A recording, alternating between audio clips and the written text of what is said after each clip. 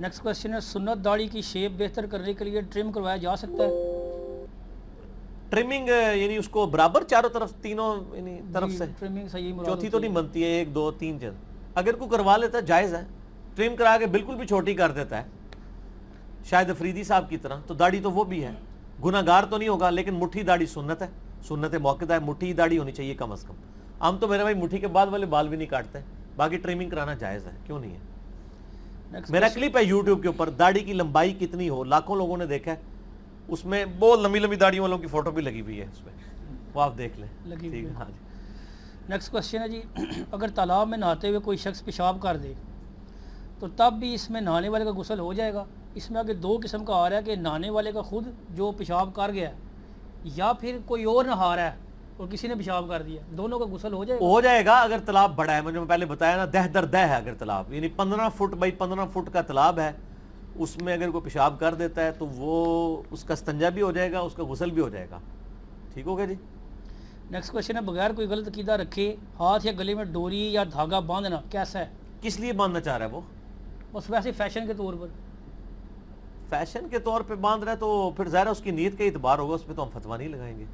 Fashion کے طور پہ اور کام کریں نا، گھڑی باندھیں اور وقت کی قدر کریں اگر آپ نے کرنا ہے، خالی دھاگا باندھنے کی تو کوئی مسئلہ نہیں۔ پونچھ شلوار سے اوپر کرے جو اسلام کا فیشن ہے۔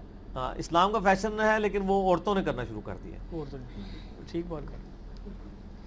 نیکسٹ کوشچن ہے ہمارے گاؤں میں واٹر سپلائی کا بل بہت زیادہ آ گیا، کیا ہم قربانی کا گوشت یا کھالیں بیچ کر بل ادا کر سکتے ہیں؟ نہیں نہیں، وہ تو لادہ سے چیز ہے، یہ کیوں ہے؟ بل اس لیے زیادہ ہے کہ میرے بھائی آپ یہ سمجھتے ہیں کہ یہ مفت ہے، آپ ساتھ ساتھ بل ادا کرتے رہے، بہت تھوڑا بل ہوتا ہے، 100-150 روپے مہینے کا بل ہوتا ہے، جو آپ ایک دن میں بچے کو چپس کھلا دیتے ہیں نا مارکیٹ سے لے کے اور گندی نمکو وغیرہ، اتنا آپ کا مہینے کا پانی کا بل ہوتا ہے، وہ آپ نے نہیں دیا ہوا، 10-20 سال سے نہیں دیا ہوا، اب وہ کٹھے بل یا بل آتے تھے آپ جمع نہیں کراتے تھے، ایک نے جمع کرانا ہے، وہ اب کٹھے ڈلنے شروع ہو گئے ہیں لوگوں کو۔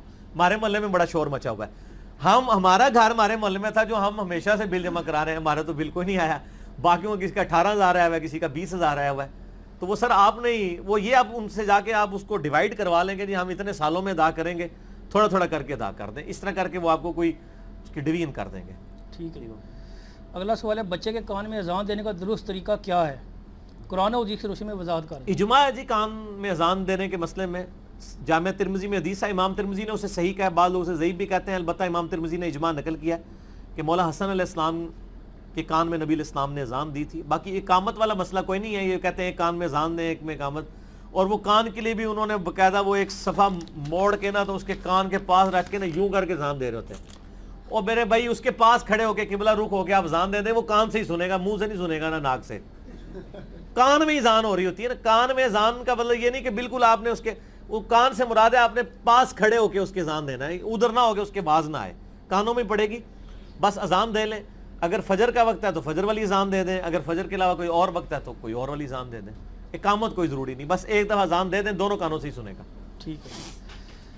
اگلا کویشچن ہے جی یونس علیہ السلام کی دعا کو آیت کریمہ کیوں کہا جاتا ہے؟ یہ آیت کریمہ تو لوگوں نے نام دے دیا ہے، نام ڈیوائز کرنے میں کوئی حرج نہیں ہے۔ کریم یعنی کرم کہتے ہیں نا، یعنی رحمت کے لیے اکرام کا لفظ بھی استعمال ہوتا ہے کہ اللہ تعالیٰ اکرام کرتا ہے، اللہ بڑا کریم ہے، تو اس دعا کی برکت سے اللہ نے ایک پیغمبر کا اکرام کیا تھا، اس پیغمبر کا کہ جس کے بارے میں اتنے سخت الفاظ آئے سورہ الصافات میں پارہ نمبر 23 میں کہ اگر یونس علیہ السلام اللہ کا ذکر نہ کرتے تو اسی دن مچھلی کے پیٹ سے نکالے جاتے جس دن مردے اپنی قبروں سے نکالے جائیں گے۔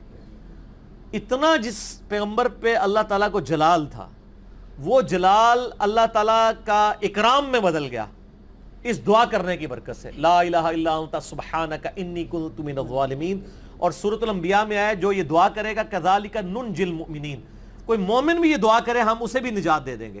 اور جامعہ ترمذی میں صحیح سند کے ساتھ حدیث ہے، مشکات میں آپ کو دعاؤں والے چیپٹر میں مل جائے گی کہ جو شخص بھی یونس علی نبینا علیہ الصلوۃ والسلام کی دعا کے ساتھ اللہ کی طرف متوجہ ہو، اللہ تعالیٰ اسے محروم نہیں لوٹاتا۔ تو یہ آیت کریمہ جو ہے اسماء اعظم میں سے ہے، میرا یوٹیوب پہ کلپ لاکھوں لوگ دیکھ چکے ہیں۔ 3 وظائف، مصیبت اور پریشانی سے بچاؤ کے 3 وظائف، لا الہ الا انت سبحانک انی کنت من الظالمین، حسبنا اللہ ونعم الوکیل، یا حی یا قیوم برحمتک استغیث، یہ 3 وظائف۔ سبحان تو اس میں یہ بھی ہے، تو آیت کریمہ اس لیے کہا جاتا ہے، اور باقی ناموں سے کوئی فرق نہیں ہوتا۔ اب درود ابراہیمی کا جو نام درود ابراہیمی ہے نبی اسلام نے نہیں رکھا, ہم کہتے ہیں اسے. بخاری مسلم تو اتنا ہی ہے کہ درود شریف تعلیم فرمایا جائے, تو نام رکھے جا سکتے ہیں, نام رکھنا کوئی بدعت نہیں ہے, نام جو مرضی رکھیں. اگلا کوشچن ہے, کیا سالگرہ منانا فضول خرچی میں شمار ہوگا؟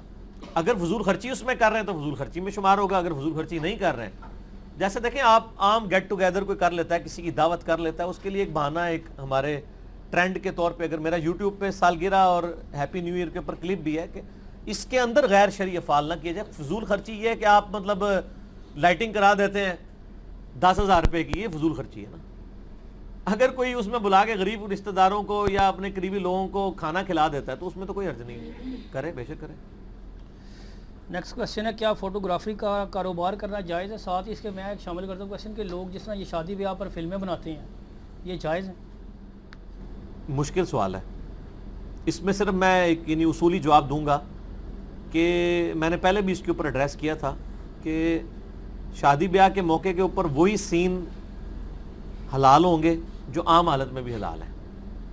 عورتوں مردوں کا اختلاط نہیں ہونا چاہیے, اور پھر اگر کوئی ویڈیو بن بھی گئی ہے تو وہ پھر انہی لوگوں تک رہی ہے تو بڑا مشکل کام ہے. تو بہتر یہ ہے کہ شادی بیاہ کے موقع پہ مووی کی بجائے نا میاں بیوی اپنی تصویر کھنچوا لیں اور وہ اپنے البم میں لگا دیں, نیٹ پہ نہ چڑھائیں, فیس بک پہ نہ چڑھائیں.